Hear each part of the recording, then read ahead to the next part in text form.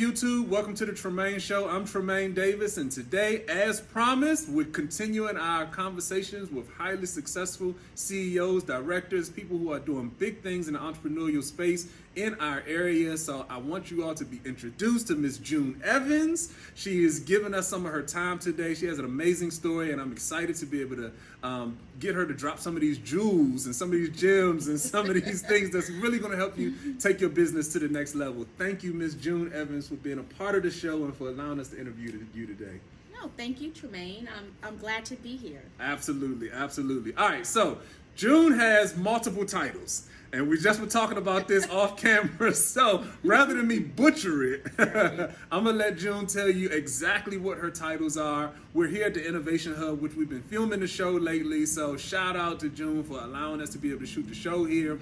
So I'm excited about that. I know you all have been commenting about how the content is getting better. That's all thanks to June here, who's running the Innovation Hub. But tell us who you are, June, as far as the campus is concerned. This is Prince George's Community College, by the way.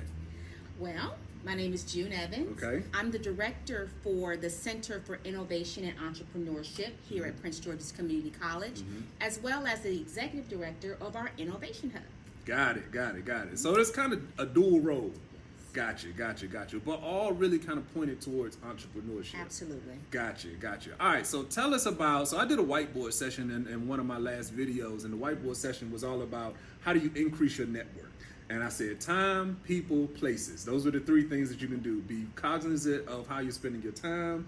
Be cognizant of the people who are in your direct circle. I said, pull out your cell phone. The last people that you talk to, those are the people that are in your direct sphere of influence. And if they're not talking about business, not talking about the things that you want to be successful, you need to make room for some newer people. The last thing was places. And I said, get connected to the places that are in your community that are talking about entrepreneurship, such as the Innovation Hub. And so every place, county has a community college, maybe an Innovation Hub, incubator spaces, things like that, just like this Innovation Hub. So tell me about, and I think you are great at explaining this, tell me about your vision for how you started the Innovation Hub, because I see this as a great landing place for entrepreneurs, people who have dreams, visions, things that they want to start. This is a great place for them to come to get off the ground. Well, thank you for the opportunity to explain the whole vision for the Innovation Hub. We had just talked about the Innovation Hub launched literally March, I believe it was like 11, 2020. The college went out on spring break March 13th. We all thought we were coming back, and we literally was basically home for like a year and a half, right? So the Innovation Hub, this beautiful space, was not being utilized. But now that the college has opened, we are slowly but surely trying to get it back on the forefront of the community and even here at the college, because it is a great space. Our vision for the Innovation Hub was to really bring innovation into the college and the community, Prince George's County. So, before we became the Center for Innovation and Entrepreneurship, we were the Center for Entrepreneurial Development and Training. And we operated under that name for several years. And what we did was we met with entrepreneurs, basically small business owners, right? And we helped them get their business, started or grow or build capacity. But what I realized, what was missing, was the entrepreneurial mindset and the whole understanding of innovation. A lot of our business owners, our small business owners, even though they own businesses, they didn't really have an entrepreneurial mindset. And they were risk adverse, which is contrary to innovation. To be an entrepreneur, There were so many times that we worked with small businesses and we had to talk about teaming with other people and what that can do to help your business grow, and the resistance, right, of the concept of collaboration in our community was really startling. And we knew that you as an entrepreneur, as a person that is constantly evolving, constantly looking to grow and to change, looking for how to make things better, that you had to learn to collaborate. And so there wasn't, even here on campus, we realized there wasn't even a space for collaboration. And if I think even broader in the county, I can't really think of a space like that, you know? And that's what we saw. And we said, you know, if we are innovators and we are entrepreneurs at heart, then we need to make Prince George's County a place for innovation. There's so much untapped potential here in our county, right? Amongst black and brown entrepreneurs. I mean, we have entrepreneurial spirits beyond belief, right?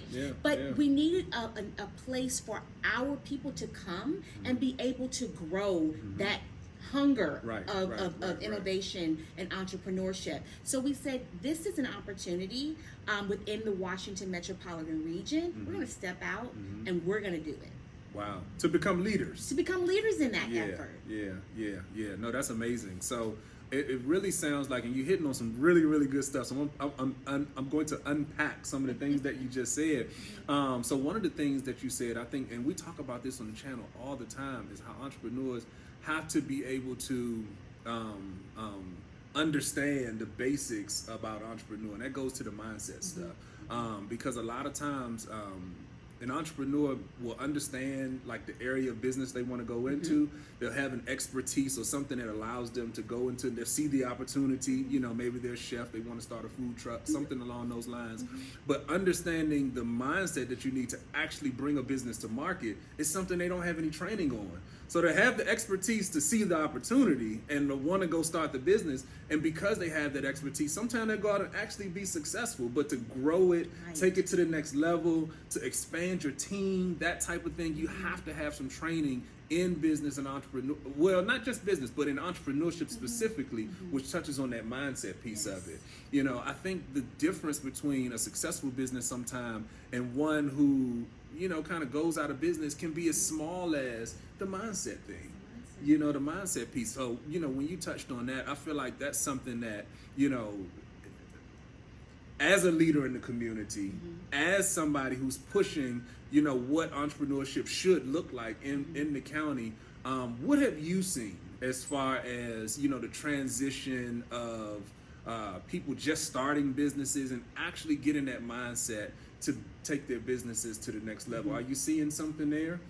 So where we found that there was a gap was really in the ideation phase. Got it. Okay. And so the Innovation Hub right now, we do a lot of work in the ideation phase. Okay. Explain ideation phase. Because I got a lot of entrepreneurs watching the channel. These are early stage entrepreneurs, you know. Explain ideation phase to them. I get it.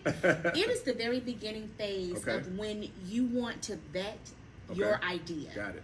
And so what we found is that a lot of entrepreneurs that we worked with, they would start their businesses without truly vetting the idea, right? And when we say vet the idea, we use our principles are built on design thinking methodology, right? And so those design thinking principles takes you through a step, a process. And I tell people there actually is a method to the madness, right? And that should be a good thing. That should give you some comfort. So there is a roadmap that helps you take your idea and really go through some process to see if it's a viable idea. Because before you want to spend your time, your resources, and your money, right? You want to be able to say, this has a good chance of working. And there's, you know, we worked with a lot of entrepreneurs that spend a lot of their hard-earned savings, and they say, you know, I got to make this work. I got to make this work because this is all, I'm not working. I let everything go. And now you're in panic mode. Oh, man. And I don't even want to have to tell you what happens when you're in panic mode, right? Decisions. You make bad decisions. You chase the dollar. You don't stay true to your plan. Right? You're easily derailed. And so we wanted to say, let's start from the beginning and let's work with people in helping them vet their ideas and then move to the next level of starting that business. But doing it the right way. That is so key and so fundamental when you talk about starting a business. The ideate phase. I love the ideate phase. The ideate phase. And so, and I like to break these terms down because we got a lot of entrepreneurs that watch this channel. I want them to be informed about what this stuff is. So when you talk about the ideate phase, this is something that I think is so pivotal to every entrepreneur, because the entrepreneurial spirit is always looking for businesses to start, problems to resolve. If you're a real entrepreneur, you looking everywhere you see something, and that makes you as an entrepreneur a little bit scatterbrained, so where do you, and you touched on it, where do you spend that time? Where do you spend that resource? Sometimes an entrepreneur definitely has the fortitude to, to cash in the equity on their house to start something, but how do you know that that's a good idea? How do you know that's a good idea? We as entrepreneurs a lot of times have very limited resources at the beginning. So you want to be able to spend those resources in the best way possible. So I love the idea of focusing in on the ideate phase. Now, from a gap standpoint, I hadn't really thought about that. In terms of that could be a gap or a problem that needs to be solved. But you obviously saw that. So how do you see the innovation hub or the Inno Hub here filling that gap, filling that void? So the innovation hub is broken into 4 areas, right? We have our product design studio. Okay. We have our human capital lab. Okay. We have our coding lab, and we have our advisory studio. Got it. Where the ideation phase comes in is through our product design studio. And everybody that enters into the product design studio goes through design thinking. Got it. Okay. And what that does is it says no matter where you are in the phase of your business, you need to go back and rethink your idea. Right? Yeah. Because you should always be evolving. You should never be stagnant as an entrepreneur. Because things change, the world changes, the economy changes, and so you have to change. You have to evolve to stay relevant, right? How many businesses do we know they were relevant at one point and no longer are relevant? So people think that it is all about the fact that your business just bombed. But it's not that your business bombed. It's just the fact that you didn't stay relevant. Right? And you didn't go through a process to do the due diligence to stay relevant.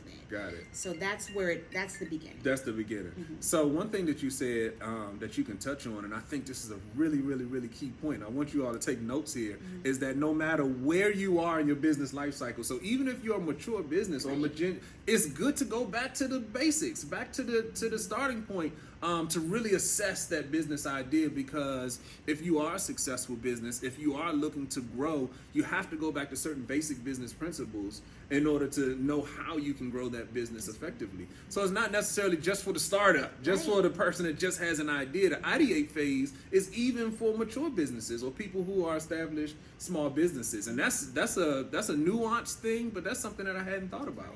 Well, you think about why Apple and Google and some of these mega companies are so big, because ideation is the core of their business. They're always going back to basics. Always going back to the basics. That's good. That's good. So if Amazon that's worth $3 trillion, if it's good for Amazon, it's good for you. I'm telling you, it works. It really works. So when you think about design thinking, right? Design thinking focus on the customer. It's a customer-centric approach. So you at the very beginning, you start with empathy, right? So you start with who are your potential customers, and then you want to empathize with them. Right? You want to put yourself in their shoes. You want to see things through their eyes. Because oftentimes what we do is we start a business based on something we think there's a need. Yes. But we just don't realize that everybody else thinks like us, right? We don't know. Like, I'm sure there's some people that think like us, but is there a market for that? So you want to take yourself out the equation, and you really want to focus on the customer. I love that. So that's something we talk about on the channel quite often, and I want to kind of piggyback on that to really put a highlighter on that, if you will, which is customer focus. That's something that you just said.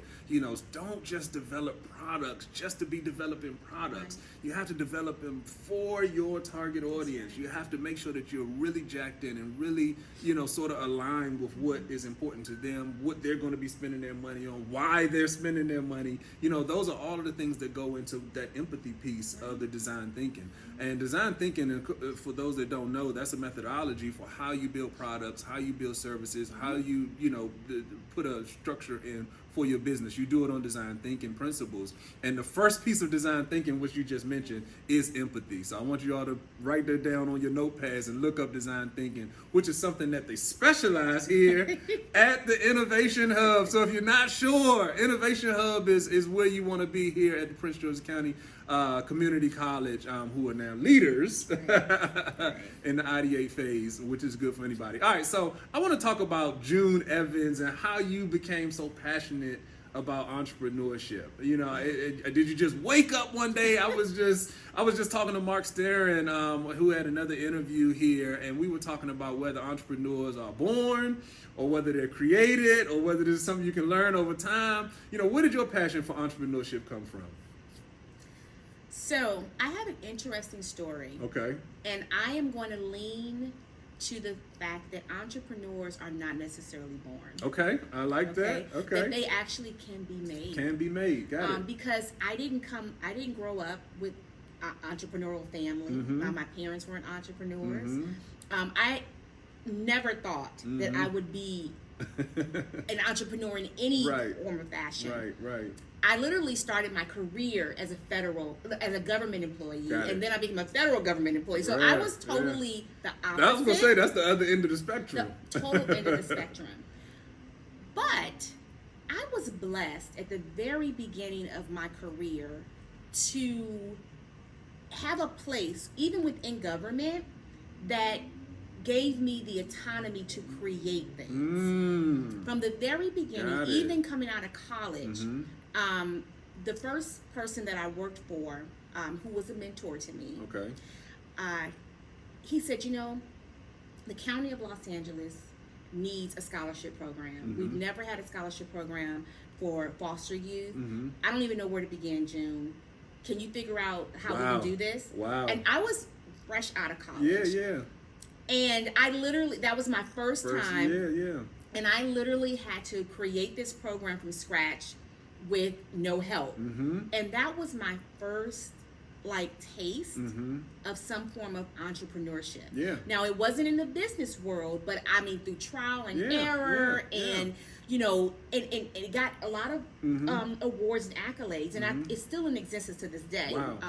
To tell you that. Wow. But every position that I went for after that, I was never satisfied unless I had the role where I could create something. Yeah. I didn't even know what to call that. Yeah. Well, it doesn't exist in the government. They didn't have a name for it. Yeah, absolutely. But I totally was drawn to positions that gave me creativity, and I was literally blessed to work for people that said, I need you to create this. I need you to start. This is the first of its kind. Yep. It's amazing. That was my journey. Yeah. Whoever would have thought, right? And so at some point I left the government and I had my first child, and I just didn't want to sit around. So I kind of started my own little business when I was a stay-at-home mom. Okay. And then I took my skills and I contracted with the city of Baltimore as an independent person. Got it. To start another program.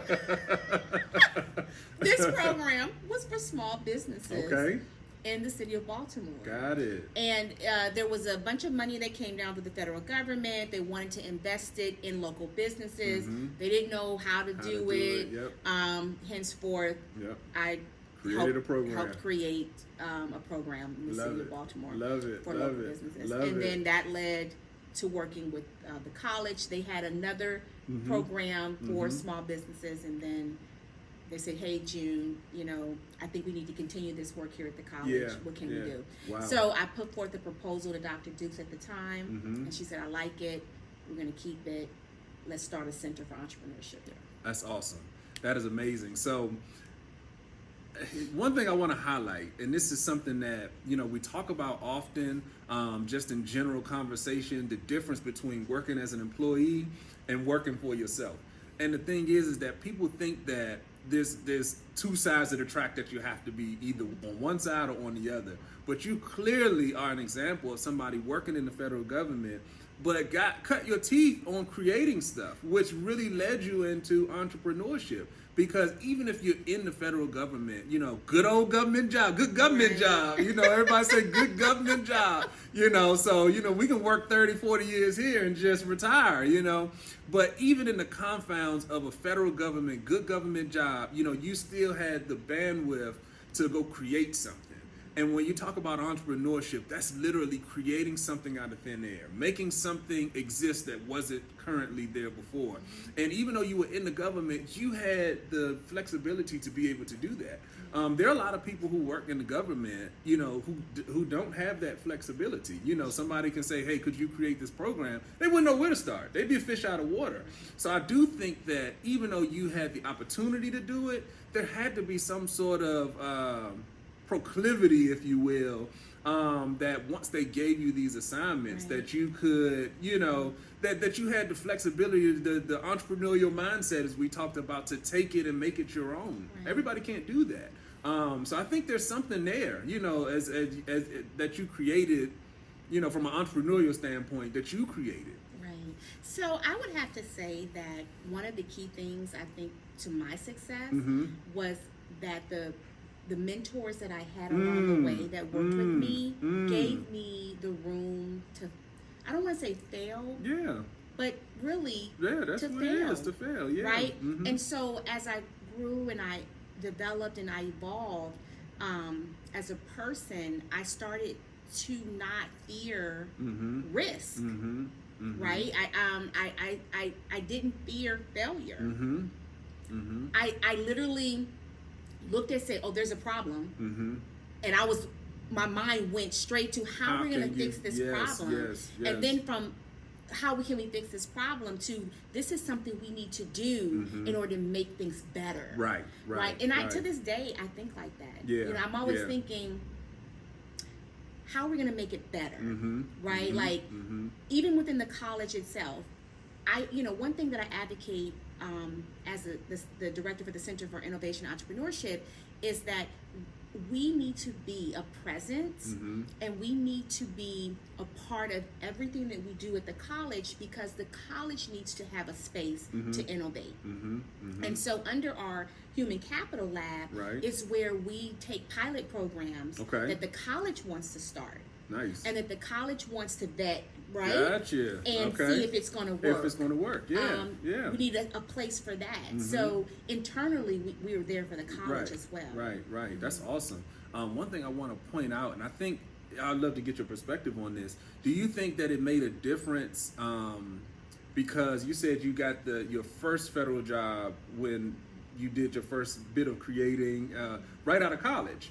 Do you think the fact that you were so young and were able to be exposed to, like you said, your mentors, people giving you that runway to be able to fail and create, iterate, you know, at such a young age? Because when I think about, you know, a 21, 22, 23-year-old, which you probably were at the time, that's the same age as the kids at this college. Yes, you know, it's true. Do you think given at that age, kids just the introduction to the entrepreneurial mindset, do you think that plays a piece in how they develop, just getting them exposed to it so early? I do. Okay. I do. And I think that I was exposed to it because of an employment opportunity so young, and it just so happened that my supervisor, who was my mentor at the time, gave me that space.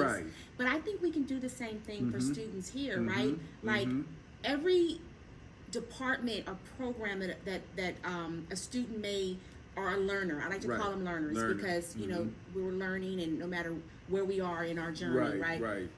But they should all have an opportunity for students to either learn about entrepreneurship or engulf in some type of experiential learning opportunity, project, or something that gives them that freedom, right? And it's not always about pass or fail. It shouldn't be about pass or fail. Fail is actually part of the journey. It's about learning. So whatever that experiential learning opportunity is, it should never be something that either it's that capstone where it's the end all be all. You either pass or fail. No, it should be, this is a learning opportunity, and if you don't do it right the first time, you're going to keep working at it, and you're going to try again, and let's see what it ends up being at the end. Yes. I think that is, because I was making that connection. I don't know if you ever did, but it sounds like some of your passion could even come from there, because you were exposed at such a young age, you know, and like you said, through a job opportunity, through a mentor, through no, I guess, intentionality on your own, you know, but now you're in a position where you can be intentional about giving students at that age the opportunity to experiment, you know, to get some of their ideas out, you know, things that generally in an academic standpoint you don't think about. It's more about the books, it's more about, you know, but giving students in that environment, which I would say could be considered similar to a government environment, you know, something that's structured, something that's, you know, is set, you know, type of thing, but within the confounds of that, giving people the latitude to do that, you know. I think that your experience mirrors that, you know, pretty succinctly. I would have to agree with you on that. And you know, it's a work in progress. Higher education is learning, it's evolving. But I think that if you put innovation at the forefront, even in education, the sky is the limit.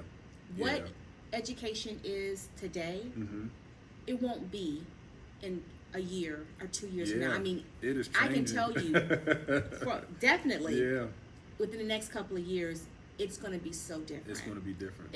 If the pandemic taught us one thing, it taught us that education needs to evolve. I was reading somewhere where it said that 2022, this year, is going to be 1 million less students in the United States enrolled in college.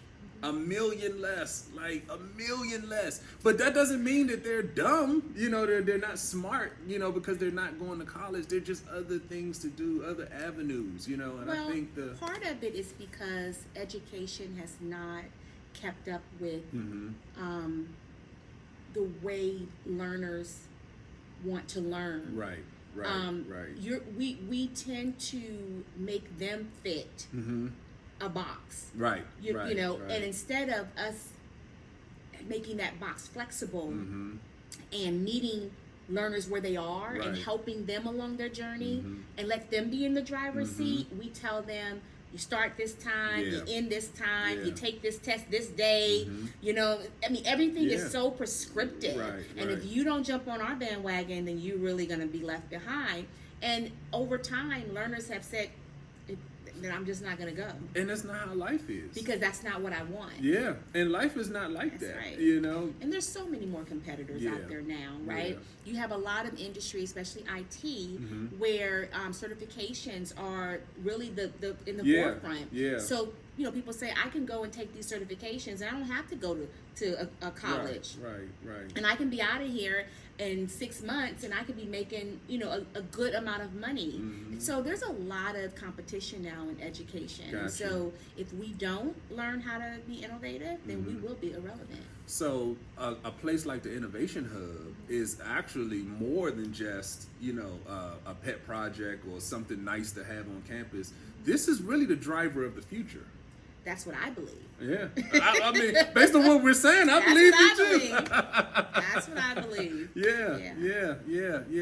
How has the reception been for your vision for the Innovation Hub, like just broadly in the community? Because like you said, you know, things are pretty set with how things are. Even though they're changing, it's still pretty set. It's changing, but it's still set. You know, so, you know, just being who you are, I know you're somebody in the community, you sit at a lot of tables that most people don't get a chance to sit at. You know, how's the reception for your vision been in some of those broader conversations? So, you know about that saying, what is it, you try to fit a circle in a square peg or something? I may have it a little... square peg in a circle in a hole? Peg, yeah, that's kind of been my experience. Oh, that's good. But I'm going to say we're the circle because being innovators and having an entrepreneurial mindset, from a circle perspective, you can learn, you can shrink a Yeah, little bit, you can kind of squeeze in that square. That's It may not be pretty, Right, but you can figure out a way to maneuver and have the flexibility and the adaptability, right, that's needed to persevere. Persevere, because perseverance is a key thing in entrepreneurship. Absolutely. So, yes, it's challenging, but we're here. So that means, from a leadership standpoint, it was embraced. But, nonetheless, it is a bureaucratic structure. So you do have to create buy-in from so many other, up, down, cross. But I can say that the students love it. They're constantly like, when is this going to open? Well, can we use this? I mean, they were doing that before it was even finished, up and running. If we listen to what they want, we'll be fine. We need to really stop doing what we think is best and start listening to the learners. Because they're the ones that are walking away. And ultimately, the learner is going to be a part of the community. Right. Ultimately, they're going to be the next leaders, type of thing. And how great would it be for the next mayor or the next, county executive, 10 years from now to say, hey, no, I got my start at the Innovation Hub, at Prince George's County Community College. They taught me how to think outside of the box. That program that ultimately got me elected, that was because I was able to learn how to do X, Y, and Z at the Innovation Hub. So it's a much bigger conversation. It's a much bigger conversation. And if you look at it in terms of impact, that's where I really, really, really think that the Innovation Hub is a leader. And think about this too, even from a business perspective, right? The people that work for you, you want them to have the entrepreneurial mindset. Because you want people to come as problem solvers. Right. We spent many years of people saying, oh, that's broken. Oh, that doesn't work right. And nobody wants to help fix it because it's such a top-down approach, right? And structure. But, things are flatter now, right? They're open. Collaboration is the key.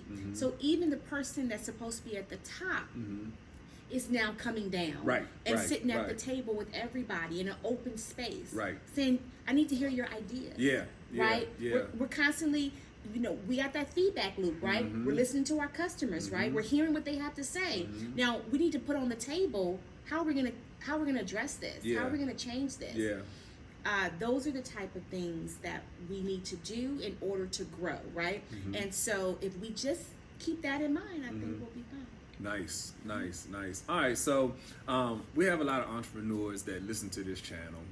We got hours, almost 1,000 hours of watch time on the channel now. Awesome. Yeah, so we're really making an impact. People are hitting me up all the time, asking questions about entrepreneurship and things like that. What advice would you give to an aspiring entrepreneur, somebody that's watching the channel right now, about just being creative, about stepping out, taking chances, like you said, not being risk averse, understanding that there will be some risk, but how can you go out and still try to make some stuff happen? Well, the first thing I would say is, you always have to know that if you want to start your own anything, that you have to invest in yourself. Yes. Right? Yes. Know that. And so if you're going to invest in yourself, then you need to take the time to learn what you need to know in order to be successful. So the first thing you want to do is, like we said, flush out that idea. Before you step out and say, okay, I'm about to leave my, leave my job, and mortgage your house, and find an innovation hub. Come find us. Go through some ideation sessions. And trust me, I'm gonna tell you right now, we're gonna get you to think that idea through. What tends to sometimes happen is you have identified a problem, right? But when you go through the ideation phases, you then redefine that problem. Once you put yourself in your customer's shoes, I've never had an entrepreneur not reassess the problem. What's painful though is when you've invested a lot of money into a design, a prototype, and then you you realize you need to read a design. That's not something you want to do. Yeah, that's a little that's painful, That's tough. But better late than never. But it's always best to try to do it at the beginning. Yeah. The whole idea is that you do that before you spend all of the money. And that's what we want to reinforce, right? Is that you start there. Come to us first. Right? Invest that minimal time and resources first. Right. And then it will go a long way. In the development process. I think that's great advice for any entrepreneur. And you even mentioned this earlier. Even if you are a little bit further down the line, doing this kind of introspection, if you will, as an entrepreneur, where you're going back to basics, really assessing the things that you quote unquote consider make you successful as a business entrepreneur. Sometimes those things can get old, get stale, times change, things that mattered 5 years ago don't matter now. Absolutely. I mean, when you think about just the technological landscape, 10 years makes a difference. Just think about 10 years ago. There was no iPad, iPhone just came out, Twitter, what is that?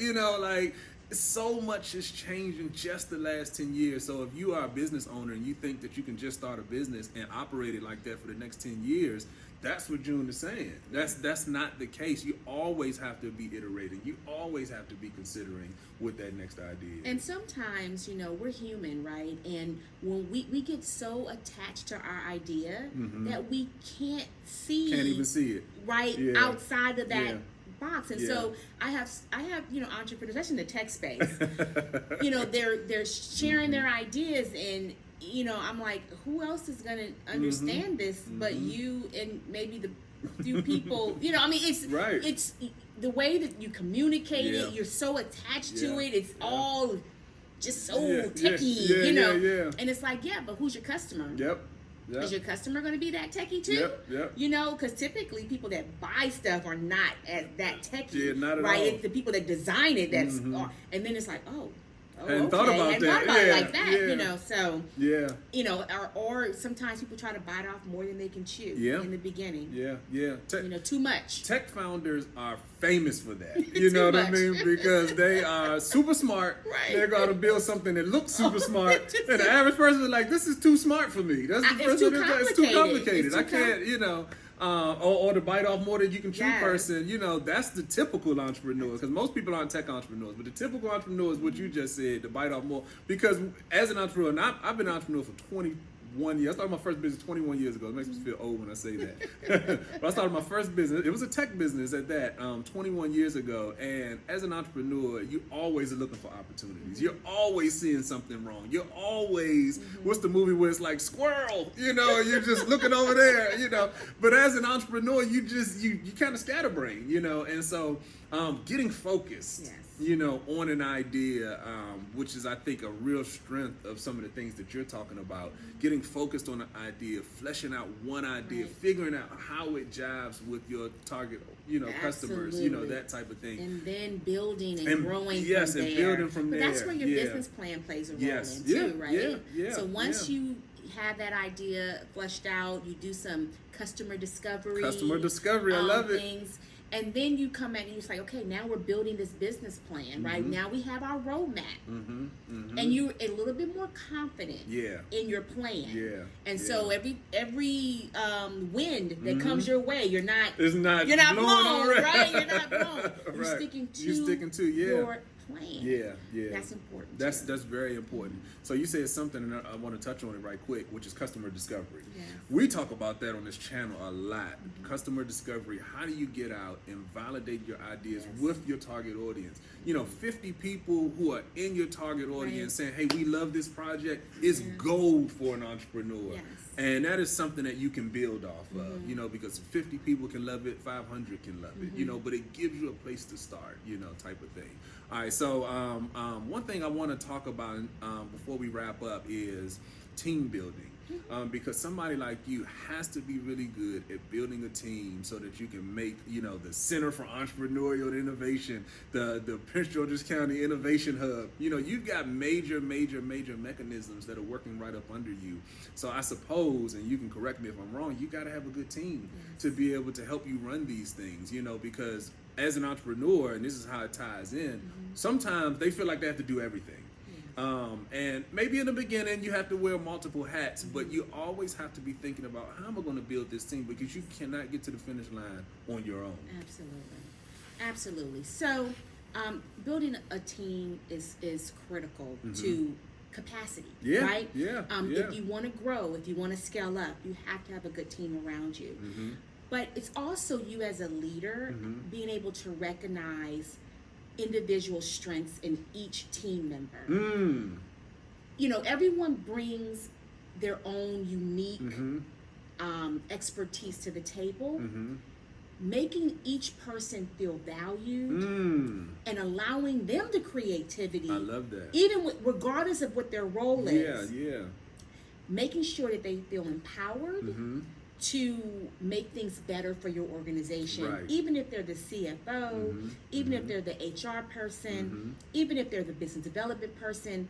Each person's role, they need to have the autonomy and the creativity to be able to do and feel, what they're good at, right? Be able to own it and be able to say, hey, I want to bring innovation from my expertise to the table to help this business grow.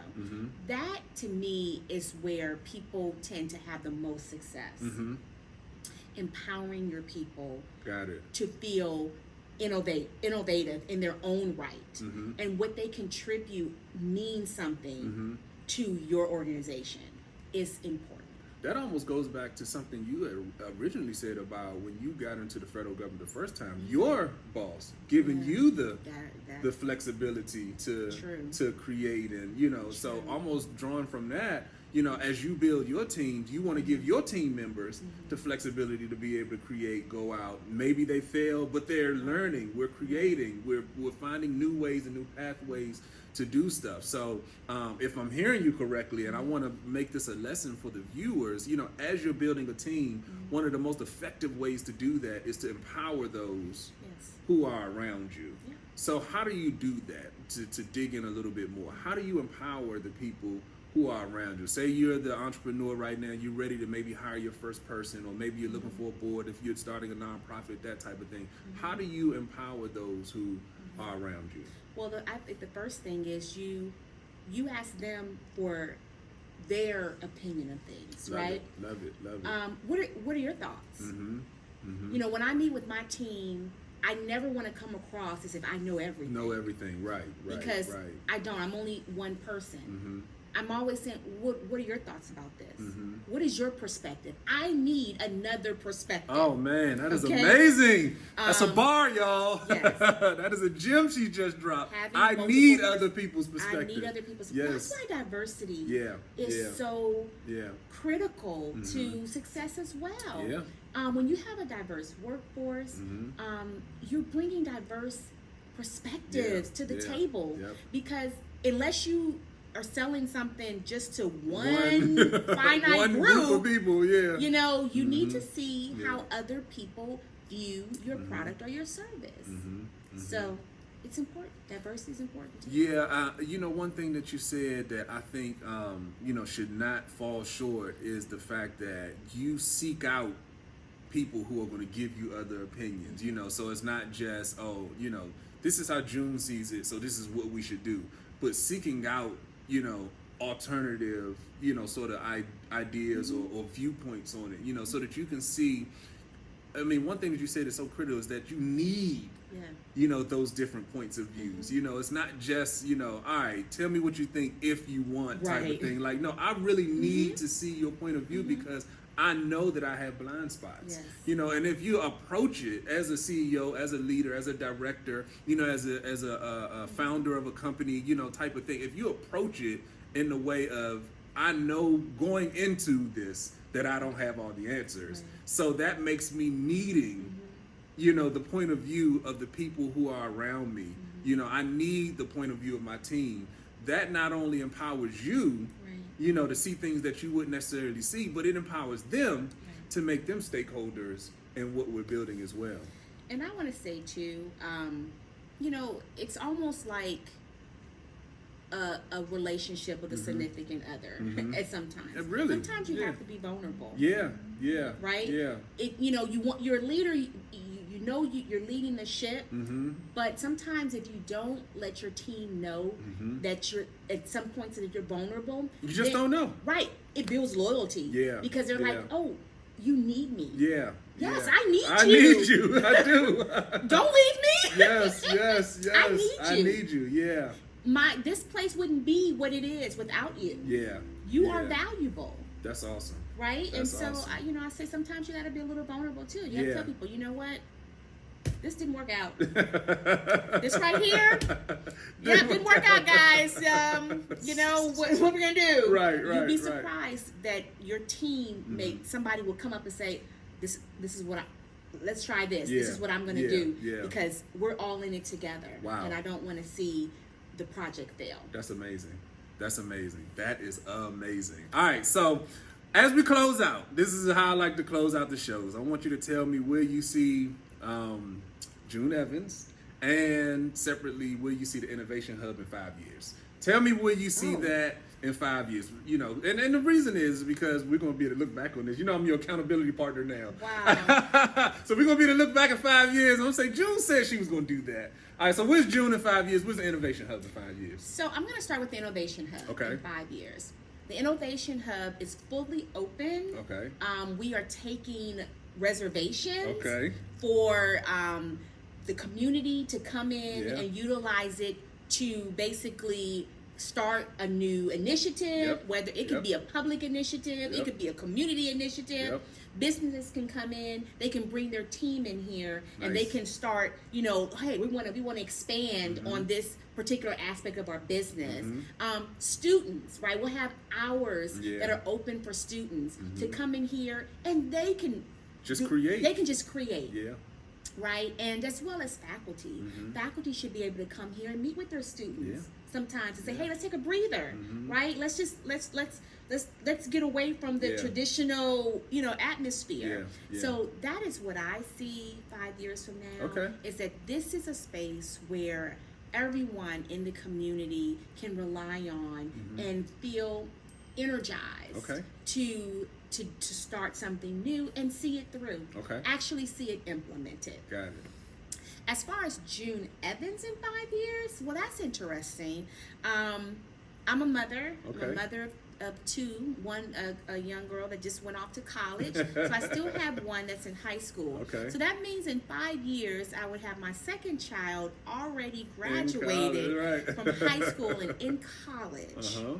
And I just haven't thought that far yet. Gotcha. But what can I do without having to be pulled apart, right, with, children and all these other things? But I would have to say that hopefully the Innovation Hub would have several corporate partnerships and would be partly generating some revenue from the activities that it does. And because of that, it will be able to be like a mini business of its own. And I will be running that business. So Love it. I would say that would be the June Evans piece. I'm still here, but I'm actually working with the Innovation Hub in more of a quasi partnership, public, but then some corporate, partners there to do some pretty fantastic things. That's amazing. And it sounds like that's going to be a huge impact in the community. Huge impact in the community. Awesome. All right, so before we close out, tell everybody how they can find you, find the Innovation Hub. If they have an idea, they want to get connected, how can people find you? So the first thing is to go to the college's website, www.pgcc.edu/InnoHub. You can select to have a 30-minute business consultation if you have a business idea and you want to hear, how we can help you grow that idea. That's pretty much plastered on that page of the website. But there's some other things there, some programs that we offer, like our PGCC Startup Cup is one of our most popular programs. So if you have a beginning stage business and you want to go through a more structured process of developing that idea, going through customer discovery, launching the business plan, and so forth, then our PGCC Startup Cup may be for you. But that's where you would basically be able to reach me, see what the Internet Hub is all about. But we're always open for that 30-minute business consultation to see how we can help anybody. Awesome, awesome. And shout out to the Startup Cup. I've actually taught That's right. the Startup Cup before. So, right. and hopefully this year, if they have it back, I'm going to teach there again. So shout out to the Startup Cup. All right, close us out with something strong. Put a bow on this interview. Give the listener right now who's that, startup, founder, trying to figure out what their next steps are, or maybe they're the government employee that's thinking about starting their business. Speak to them right now. Let's tie a bow on this interview. Well, I'm going to speak to the one who has been thinking about this business idea for many, many, many years and really don't know where to go. And I say, once again, go to the website, click on business consultation. Let's have a 30-minute discussion on where you see yourself and your business in the future.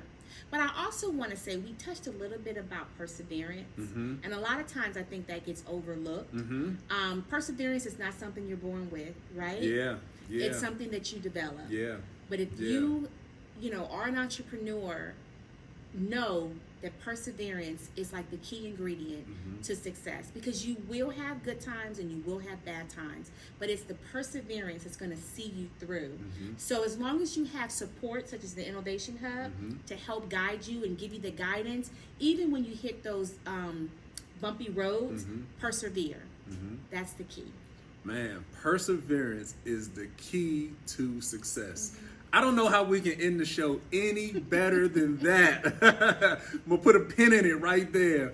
As usual, like, subscribe, and share. Send this information to every entrepreneur that you know. They need to get connected to the Innovation Hub if you're here in Prince George's County, Maryland, which is where we are right now. But broadly, if you're listening from wherever you're listening from, anywhere in the world, get connected to a business resource in and around your community. One of the best things you can do as an entrepreneur is be around other entrepreneurs and other like-minded people who are going in the same direction as you. And don't forget, perseverance is the key to success. All right, I'm Tremain Davis, and I will see you all on the next video.